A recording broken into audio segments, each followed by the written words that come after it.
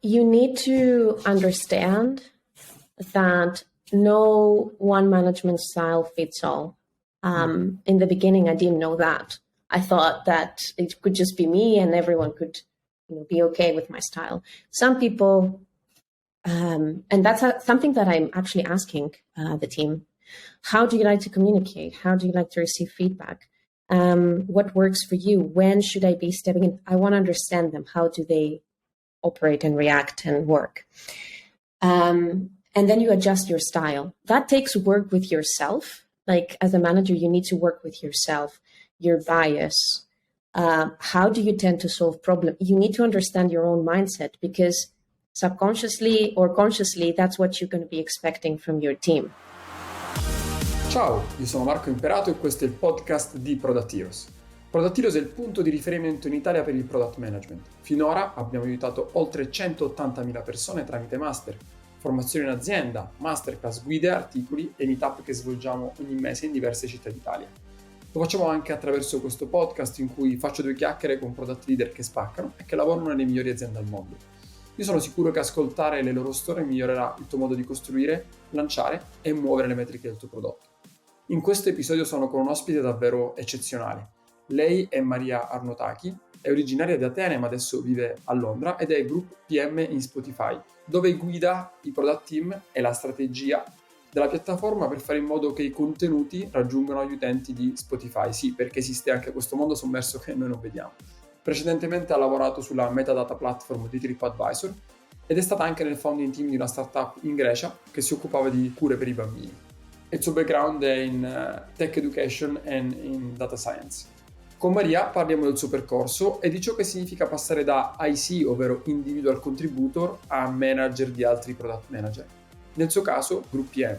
Quindi parliamo di come gestire team, di come dare feedback e organizzarsi e tante altre cose che per imparare sul campo, ti assicuro, ci si mette tantissimo tempo, errori e un bel po' di porte in faccia. Quindi ti consiglio di rimanere con noi. Inoltre, se vuoi incontrare Maria dal vivo, lei sarà tra gli ospiti e speaker della Product Heroes Conference che facciamo a Milano il 6 ottobre 2023. Per cui, se ancora non sei in lista d'attesa, ti consiglio di iscriverti cliccando sul link in descrizione o cercando su Google Product Heroes Conference. E adesso, buon ascolto. Ciao Maria. Hi. Thanks for being here. Thanks for having me. And welcome to Product Heroes. Thank you. It's a pleasure. So I was waiting for this conversation like for weeks. So I just want to start. So let's start with your personal story, with your personal journey. Can you tell us a bit about your background? How did you start? Sure. So my journey into product is not really linear, but I'm sure a lot of people have the same path as well. So my background is actually in education. So I've studied to become a teacher and specifically teach kids how to code. So it was a blend of technology and teaching. And from there, it was the early days of blogging and content creation. So I've started writing about these things, about education and tech and how to teach kids how to code. And I didn't know back then, I was just creating content, but that really led me into an early stage startup that was actually a marketplace for childcare providers in Greece. And that was my first touch with entrepreneurship and the startup life and actually product. I was very early employee, so I went through the whole entrepreneurial journey and I've learned what product is. Back in the day, it was, again, the early days of the Agile Manifesto. I didn't really know what I was doing. So I discovered at some point that, that is product. That's what it's being called. I'm a product manager. And I've started studying and reading and actually teaching myself how to code so that I could understand the engineers, all the way from web to how to build an app. The world was really fascinating for me, so I just kept studying and learning. And from there, I realized that I want to join a bigger company and see how product management and product development is happening in larger scale. So from there on, I joined TripAdvisor and I got into the world of product management in a large organization. really, big customer groups. And I started getting as well into the world of backend metadata and developing the expertise around that. It was a big change there because I had to do things differently. But that really taught me how to become a proper product manager. So I kept studying, kept learning. And after that, after a few years, I joined Spotify, where I'm still at. And for the past years, I'm there. I'm also managing product teams and the product strategy. So I kind of developed myself through different roles, again, in a large scale environment. So Great. That's in a nutshell. I'm curious to know, how was your first day at Spotify? I mean, because it's like one of the biggest product manager dreams, working at Spotify, Netflix, companies like that. So how was your very first day? My very first day, I do remember that. I felt it was very organized. As a product manager, you would step in and you would have already a community. You would see that product development has been on for years. So it wasn't that you were coming, much like I felt at the startup, that there was no really structure, there was no base. I felt really, really welcomed. And at the same time, though, I felt there was flexibility. Like I remember that I could have a voice, I could have an opinion about how things could improve. So although the company is really big, I felt like I could make a change. Great. So today we are talking about your switch from individual contributor to manager. Mm-hmm. And a few years ago, I thought it was the normal path, while I discovered that a lot of people just want to be super specific at something, like the best in the world at something very specific. Could be UX, could be JavaScript, could be whatever. Mm-hmm. So why did you choose the management path? Which are the reasons behind your choice? I also had that perception. Because it's not something that you are necessarily being taught that you will do. I kind of discovered it as part of my career path and by observing other managers of product managers. And I thought, okay, I also have that option. What does it mean? What I didn't realize was that it's a completely different job. So I've started getting mentorship, talking to other managers, and I was trying to understand their day-to-day. How does it differ from a senior IC or from the IC that I was? And I realized it's a completely different job. And you are achieving things through people, through the team. You have to set up the team, understand the dynamics, all of these things. Now, interesting, when I was teaching, there were a lot of similarities to that. So growing up into the role, I've realized that managing a classroom and a set of students has actually a lot of similarities with managing teams. Communication, influencing, how do you convey the message? How do you ensure the different personalities and skills blend together so that they can achieve something together? So I got interested into that. It was a nice challenge. I didn't know the challenges though back in the beginning. So yeah, it came out of personal interest, and also I realized I liked achieving things through other people and teams and helping people to grow. Okay, great. I think you talked about communication. I think communication is one of the most underrated skill, because even when I started, it was super interesting to me. The first trade-off you have to make, like, okay, I can do this thing by myself. I will spend like 1 minute, or I need to train someone who's going to spend days to do that. That is exactly the point. You have, even if you know the solution, or you may think you know the solution, but you have to leave room to the team to come up with another creative way that you haven't thought of. You need to step back. And even if you're really sure, it takes that coaching mindset that as an IC, you don't really have the chance to develop that much.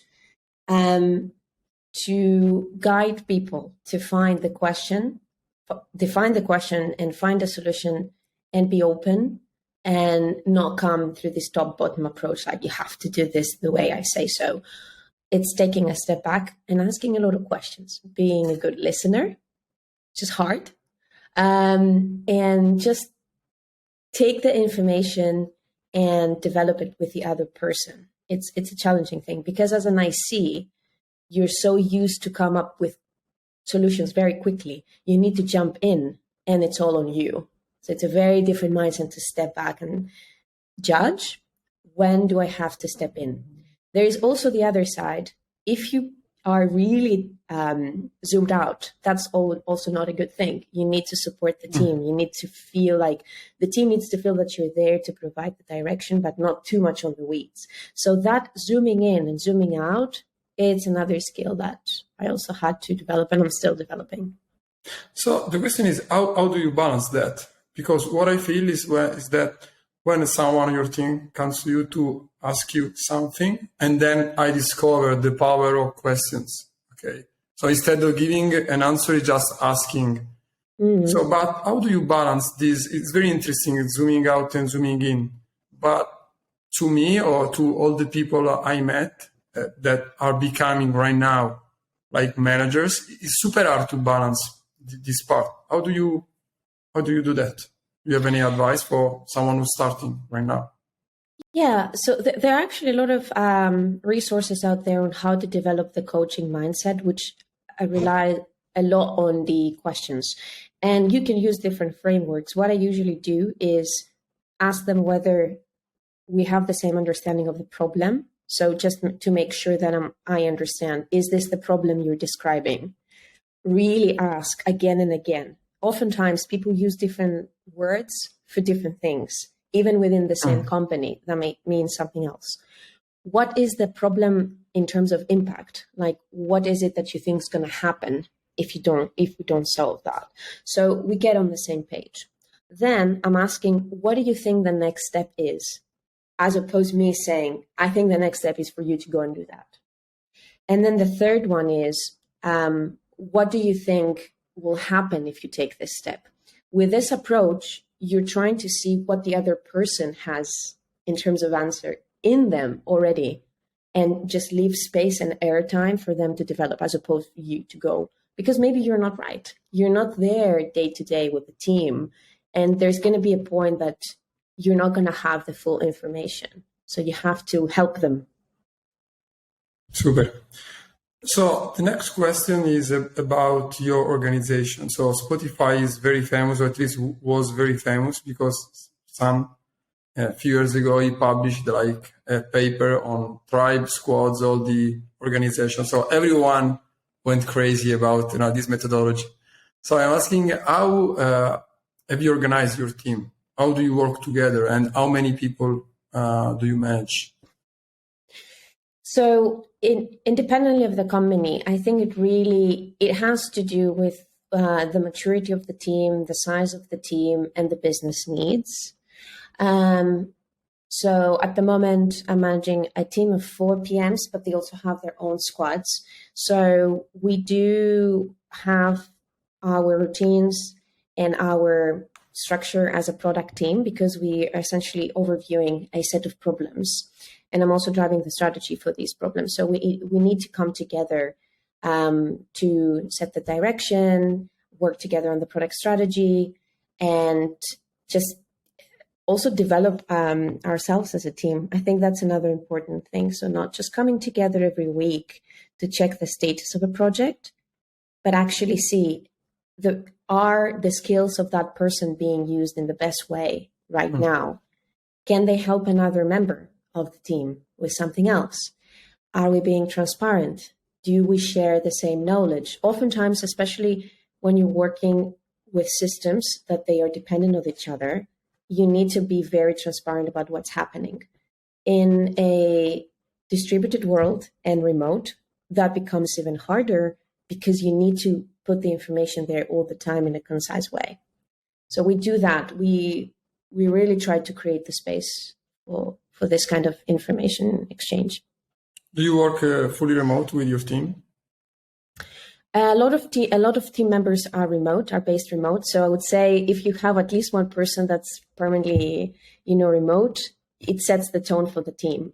So you have some opportunities to meet in person, but you have to come up with routines, documentation, a rhythm, so that they know what's happening, what's coming up next, and follow it. Yeah.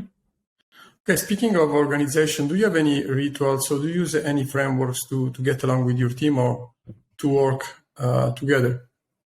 So we do have our, as I said, our rhythms. So we do have meetings every week where I find them the more structured they are, the better. In a sense that if you have an agenda of items to go over, I think that people come more prepared. And you also, it takes some skill to not the conversations, get too long, but actually get to the point. So we have the weekly where we go, we check any blockers, we share it. With any meeting, I like to ask the question, is this meeting about communication, information, or connection? Same with my team. I'm trying to create routines. Not all of the three things can happen in a meeting. So if we want connection, maybe we set some bonding time separate, remote. If we want information, we do it in a very structured way, so we minimize the cognitive load. And if we want communication, we set it, okay, for the next 20 minutes, we're going to discuss this. And then we have monthly and quarterly routines, like when do we review our product strategy? When do we review our product roadmap? We set separate time for that so that people have the space. It's very interesting, the framing about information, connection, and communication. Can you tell us more about that? Because it's the very first time I heard about it. So how did you come with this solution? I mean, is it a methodology that you use at Spotify? Like, why though is it your personal approach to management and meetings? So, it's not something that's coming from Spotify per se. I've read it somewhere that I cannot recall because it's been quite some time, but it stuck with me. Definitely not my invention, but it stuck with me because I've realized in the beginning I was trying to do everything, especially after the pandemic. When you're all in the office, connection might happen in the beginning of the meeting. You're all together. You might say something, spend some water cooler time. With the pandemic, meetings became a lot more structured. So I've realized we cannot do everything at the same time. We have to separate. And if the meeting is for communication and information, it needs a balance. If it's for information, it cannot be just me going into the meeting and saying, okay, this is my update, second update, third update. Because you're not in a natural environment, physical environment, people tend to get silent. It's hard to just dump all the information. You need interaction. So by defining what this meeting is for, so we're going to do this, this is the update, and then we're going to discuss, it creates a lot more interaction in the meeting because it's easy to just, sit back.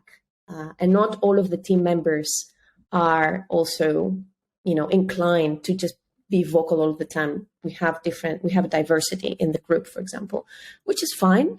We have to leave space for all of the people. Great. And speaking about like individual contribution and management. So when you are an individual contributor, it's very easy to find like joy in your job. When you find a special solution or when you are very proud of what you have accomplished personally.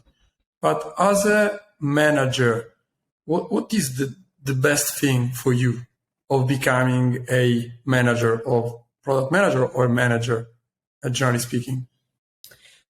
One is, and it takes time. That's a big difference, is that you get delayed gratification. It's not like as an IC, you see your product in production next week and you get it, you get the feedback. As a manager, it takes a lot of time. So developing people takes time. It requires dedication. But when you see it happening, so when you see the team taking a step further and achieving things, when you see, for example, transparency and trust being established and problems that you had before do no longer exist because the team's members trust each other and you see it flowing. That is really why I'm doing this, and growing people, helping them understand what their goals are, and essentially helping them become product managers with their own unique skill sets. And it's not just one size fits all. And the second is the collective power of the team. I know it sounds a bit cliche, but after a while, if you see what the team can do together, it's really rewarding in that sense. Great. And which are the worst things? Because from the outside, being a manager is cool, especially when you are young. He's a manager, wow! But when you are actually a manager, is a roller coaster. So, definitely, what's your personal point of view on the dark side of management? So the things that people don't see, but actually you have to deal with every single day or every single week. You need to understand that no one management style fits all. In the beginning, I didn't know that. I thought that it could just be me and everyone could be okay with my style. Some people, and that's something that I'm actually asking the team. How do you like to communicate? How do you like to receive feedback? What works for you? When should I be stepping in? I want to understand them. How do they operate and react and work? And then you adjust your style. That takes work with yourself. Like as a manager, you need to work with yourself, your bias. How do you tend to solve problems? You need to understand your own mindset, because subconsciously or consciously, that's what you're going to be expecting from your team. The other thing that I've realized is that the things that I'm naturally good at are the hardest ones to coach. If I'm good at something and I've learned how to do it, I can trace back how I did it. So I can coach my team easier, because you have to do this and you have to do that. If it's something that you're naturally good at, you kind of expect it to happen naturally. And that may be small things like, I don't know, succinct writing, or be very explicit when you're talking, or, using specific frameworks all of that. You have to map the skills about yourself, where you're good, where you're not good, and just think, how does this pair with each individual? And that takes time and work. Of course. The other thing is establishing trust, especially remote, which is sometimes harder. There are mechanisms to do it, but it takes more time, consistency, and stability, like as a team, and how you work with the routines and everything. What's an advice for someone who wanna create trust, establish trust among his peers or among his teams? So how do you build trust? Again, you have to work with yourself a lot to be comfortable to deliver bad news, deliver negative feedback, and just take the responsibility and just be very stable and concise with what you're saying, not just when the times are good and we're all celebrating, but also when the times are bad. You need to take your responsibility and be accountable for your decisions, even if you made the mistake. I think sometimes managers feel, especially in the beginning, that they have to get it right all the time, because that's your responsibility. I like this quote, I'm not here to be right, I'm here to get it right. So you won't always be 100% right, and that's okay. But in the beginning, you may feel like you haven't proved yourself enough, so you need to be always there and get the praise. No. Sometimes you'll make mistakes. People will not praise you, or they will praise you just a little bit when things are going extremely well, for example, and not. You have to support the team. You have to be there and take the step back. Great advice. One of the advice I had a few years ago that struck me, because I was always trying to have all the answers. Well, obviously I couldn't. So this guy told me, okay, you don't have to have all the answers. Like, otherwise you cannot be a manager. If you know everything about all the specific stuff, you cannot solve it. The other thing was, and I want to hear your feedback about that. It was like, I don't remember the exact framing, but it was like, you don't have to solve all the problems for your team. Because, a few years ago, it was like, okay, someone has a problem, go to Marco, go to John, or go, to someone else, because he's going to fix my problem. But it was creating a very strange and bad culture, because no one was taking ownership about his problems. So I would like to hear from you about like problem solving and how to frame all these conversations. Oh, 100%. Another question there is this my problem to solve? Is this my team's problem? A lot of times it's not our problem to solve. And we have to say no if it isn't, and either drop it if it's not important or delegate it. And if it's our problem to solve, we may realize that we do not have all the answers. That's okay. And how do we work with the team to come up with collective options? And then we decide together. There are a lot of exercises to do that, but it removes you from the spotlight to come up with something, and you're not leaving room for the team to come up with their own options and solutions. Every time especially in the beginning, that I was coming up with my solution and people were like, oh, she suggested it, so we should do it now, and drop all of the thinking. It wasn't necessarily the right one. I missed the opportunity to ask them something and just, collectively get their thoughts. And also it's faster if you have this hive mind of options and you choose together. Then you might reach a point where people do not know how to make a decision. Then again, you help them. What if we make this decision? This is going to be the impact. You provide the thinking and the mental model for them to make decisions. Of course, things are not always ideal. Sometimes you have to step in and just say, we're going to do this because we don't have time. Maybe it's an urgency, maybe it's a priority, and people do not have time to think. Then, of course, you need to trade off and take the ownership, like make a decision and own it and communicate. That's another thing. Communicate that you're going to make this decision, your rationale, and, use your judgment and move. Sometimes that's the other thing. Because the information that's being shared in an organization is not always the same level, you want to make sure people understand why you're making a decision and trust that you're going to be for them, even if things don't go right. Great. And speaking about the one-to-one, I think it's a very amazing tool, very less used. It's misused. Yep. Sometimes one-to-one is used just to talk about, the job, your work, your daily job. So do you have any advice for someone who is going to run one-to-one for the first time with his team? For the first time? How do you run one-to-one? Yeah, how do you run one-to-one? Do you have any, receipt? If I meet with someone for the first time and it's someone in my team that I manage, I go usually through these questions.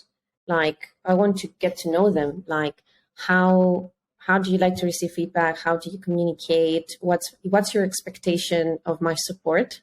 Just want to hear from them so that we establish these things. How do we going to make sure you have time for your development support? Do you want to have it in this meeting? Like we talk, what should they expect every week? I keep my one-on-ones weekly. Unless there's an urgency, I keep them. I think we shouldn't be canceling because that's their time. And there's another nice framework that my previous manager was using, and I find it very helpful. It's the 3 thumbs up, 3 thumbs down. So you ask them, tell me 3 things that are going well, either work or life, and 3 things that they're not going well. They may not have 3 things, but I find this as a mechanism to unlock conversations and have visibility into things that do not come up with the agenda. I think that's one problem with the strict agendas. People just tend to focus and you miss this kind of free-flowing conversation that may give you insights. So I use that. Another thing is I encourage them to participate in the agenda. So they come up with their own problems and issues. And I've realized that sometimes it takes time. So silence is okay in the meeting. That's another. You may, take a minute. It's okay. We do not have to consume all of the time. People may need time to think, which again, in a remote environment, because interactions happen so quickly, you feel like, oh, it's awkward. It's not. You can just be silent for a bit. How do you manage? It's super interesting. How do you manage silence?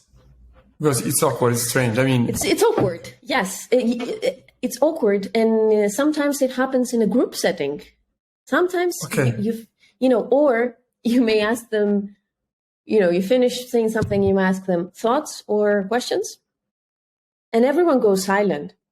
So in the beginning, I was very awkward with this, but then sometimes people just they need time to think, so they may come up with something after 30 seconds. It's okay. You balance it, but it's okay to be silent, even with your one-on-one. I'm going to use that because when you ask any thoughts or questions, usually no one asks anything in the first 5 to 10 seconds. So the instinct is to jump in. Okay, so goodbye. Talk to you next Monday. While waiting 1 minute, being silent should be super strange, even for you at the beginning, very uncomfortable. Of course, even if you had let's say an emotional conversation or something that it takes time to digest, it's okay to leave it. I've seen some teams taking 1 minute towards the end of the meeting, silent writing in the agenda. What is the next step? What did I learn? What do I need to do? I think that's a nice way to close the meeting. And everyone just leaves with the right mindset. But in the beginning, I just wanted to fill up all the time and just talk. Sometimes, it just takes time to digest, and that's okay. Also, another thing, understanding if it's a one-on-one, understand that people might need more time to think, therefore more space. So if you're a person that tends to just jump in and, share information, you're not allowing the person to express themselves, and people will not. They will just sit back and just consume. You need to give them information. You need to give them. Another thing, distinguishing opportunity from task.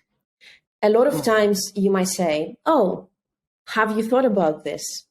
You're saying it as an opportunity for them to explore. They might take it, I need to go and do this because it's coming from somewhere else. You need to be explicit that I'm not saying that you have to do this. Let's think about it. And if you think, that it's a good opportunity, go and pursue it. Being explicit about what you have in your mind, it's something that has helped me because people may take it the other way. Yeah, the way in which you're framing it is very similar to teaching. It's what you said at the beginning, because it's like you have to drive all the people during their paths that are super different. But my question is, okay, but everything super. But what was your biggest mistake, your biggest learning during your path? Two things come to mind. The ability to say no. I had hard time, and no meaning, no, this is not my job to do, or it's not my responsibility, I have to delegate. Instead, I was just taking on a lot of responsibilities or things that were too much for my plate. So protecting time, which if you don't do for yourself, there's a mistake that you're going to let it happen for your team. You need to be very strict and mindful about how your team's spending their time, but also your time, so that you help them. So saying no, setting boundaries for that. And the second one was dealing with negative feedback, especially when I had to deliver it in cases that I knew or I wasn't sure whether the reaction was going to be something that I could handle. So being comfortable in delivering feedback in a way that's helpful for the other person, but and sometimes things will not go right. That's another form of boundary. So put the boundary, deliver the feedback, be concise, and just, work with the person and move on. And sometimes I've had a hard time delivering that feedback. I would either dance around or not just, provide it as it is. Sometimes you have to do that. After a few times of practice, it became easier, but it's not something that we're used to, especially when you have a good culture in the team and there is trust and transparency. It might feel, strange to deliver and saying something, this is not right, or we shouldn't be doing this. This is why, this is what I'm thinking. A lot of questions are arising in my mind, but the first one is, how do you say no? Because everyone says, okay, you have to say no, you have to have the not to do list. How do you say no to all the requests you have, both from your team, stakeholders, users? Yeah. I mean, yes, prioritization is super important. But if someone is coming to you and asking you, okay, we should do this because it's super important. Okay, how do you say no to that person? What gave me the confidence to do it is to have a very clear understanding of what the goal is for myself and for the team, and just be very either in the form of some people have even personal OKRs for the quarter. That's what I want to do. That's that my goal is. Is this serving the goal for the team or for myself? And have it documented ideally so that I don't have it in my mind flowing. Yeah. Great. It's like a sounding board. This is not what, not in the plan, unless it's an emergency. Great. And which are your advice for someone who's becoming a manager like right now? One thing I read a lot of years ago, I cannot remember who was super interesting and it sticks with me, is like you have just to do two things for being a manager: set clear goals and reduce ambiguity. What do you think about this, and which are your personal advice based on your experience? Yeah, definitely clarity and ambiguity are things that you need to make sure that you foster in the team. They're looking for your direction. I'd say understand what the coaching mindset is, how you communicate, how do you convey messages, and just communication in general is very important, because you will need to change your style, you will need to adapt. You will need to deliver news. You will need, all of these things take time. The way you do it, even verbally or when you write, very important. The written communication that we didn't really touch, but it's really important to be able to write clear documents that just, convey the information. So asking questions, being a good listener, and providing feedback, either positive or constructive. You need to understand how you're doing this. It's a different job, so you need to take the time to discover what kind of bias do you have from previous managers, from your personality, from the way you communicate, from the way you used to think, from different cultures in other companies, let's say. What do you carry so that, because you're influencing the team, whether you want it or not. It's your job. You're going to influence the team. So you better understand how you're doing this. And also understand what mental models are you using for decision making. Take a step to, read how you're going to be making decisions, how you're going to prioritize. And then you have to coach all of these things to your team. At the same time, something that happens a lot is that when people become managers over the years, they start wondering, how do I stay in touch with my craft? So how do I keep evolving as a product person? That's super important. That's something actually I'm thinking now, because in 5 years from now, the things that we're doing might not be relevant in terms of systems, in terms of the products that we're building. You have to find ways to stay in touch with the business and with the craft. And at that level, you might be working on a product strategy. You need to be informed. You need to develop yourself. You might not, for example, writing code directly, but you need to be in touch with what's happening in the industry. So it's not just the management side. And how do you do that? How do you find the time, and how do you stay in touch with the craft? One good thing is, you can do it with your team. So you can use, time.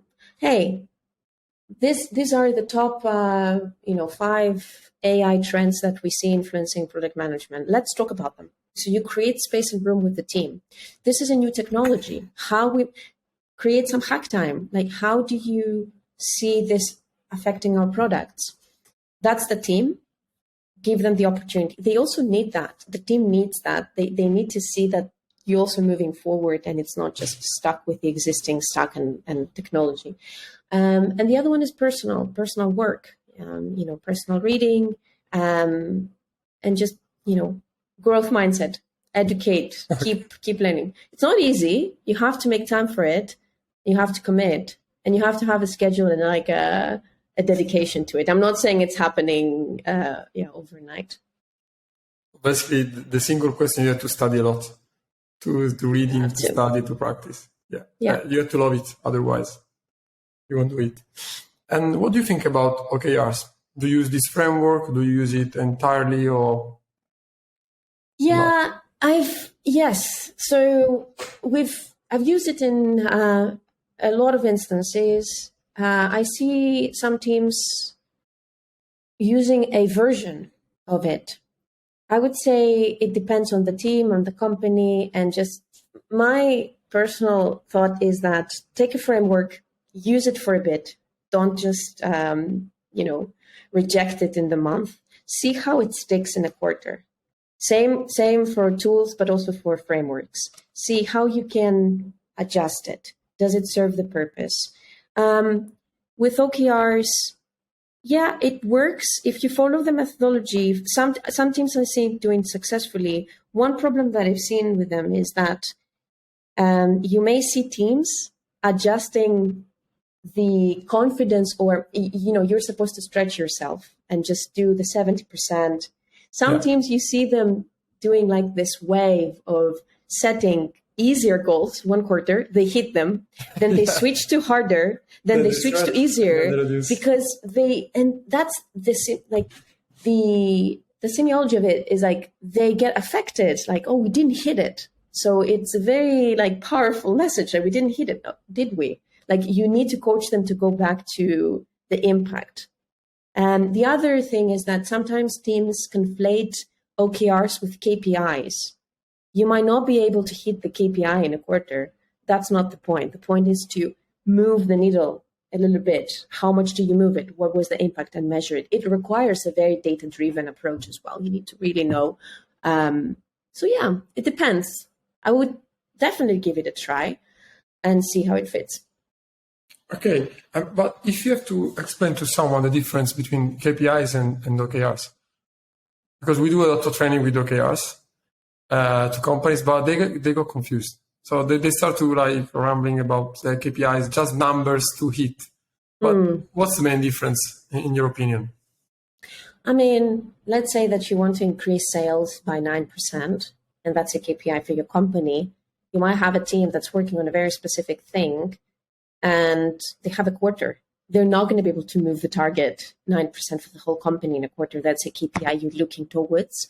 You might be able to move 2% for your own feature, for your own product, and that contributes to it. So it's how much you're moving the needle on your end. And the other thing is that a lot of times teams do not have the time. Like, they ship something to production and they're waiting. The 9% is not going to come on Monday. It may come three months after that. Yeah. So you have to keep working towards it and keep the KPI measurement separate, because you might have, other sales team, the marketing team, like everyone might be working towards that. So. Okay. If you had to have one single advice to someone who's going to start as a PM, want to become a PM, like think about yourself a few years ago, you had to start. Which is the single advice you would have liked to receive? I would say if that person is within a company or a role, look for a problem that is interested to you, whether that's your, something that you're familiar with in an industry or your company, and try to come up with a solution or try to build something towards it. It might be a doc, a slide deck. It doesn't have to be code necessarily, but get into the mindset of how would I solve this? And this has helped me understand the product life cycle. I didn't know in the beginning what was that, but it's like the idea, from idea to shipping. There are a lot of different steps. Start understanding what those steps are. In the beginning, I was just writing product opportunity docs. Like, I see this problem. What's my problem? And there are a lot of resources out there how to write a product opportunity doc. What's the idea? What's the problem? Who am I targeting? Like, they need to understand, because essentially product management is product execution, product strategy, influencing, and customer insights. So by going through the product life cycle, you start that understanding that you have some opinions. How do I use data to confirm those? Start building towards that. And if you hit a point that you're not comfortable that the solution is the right one, that's a good point, because you have to dig further. Okay, well, an advice for someone who's already a PM and you want to improve, to get better. Early stage, more senior. Yeah, early stage is like exactly in the phase we were talking about. Like you're being like PM, you are a product manager for 2-3 years, then you wanna get further. So I think communication is important. It's an area that I often see. It sounds very vague, but I'm talking about written communication. How do you write concise? Even for product opportunity docs, let's say, how do you write, collect feedback, and make product decisions based on that? That is a skill that you may not just get it as a solution from above. You have to think about it. So communication, which also touches influencing. So I think it's really hard to say how do you become better at influencing, but you need to learn how to communicate effectively. You might think that you do. Is good to ask for feedback from your peers and understand how am I doing with communication, and they may guide you. An exercise that I run and I find it useful is you during a one-on-one, you do the 2x2s. So the person gives 2 pieces of feedback for themselves and 2 for you, and you do the same for yourself and for them. And then you exchange. You can specify that to communication. Let's say, how can I improve my communication skills? And you do that as a manager.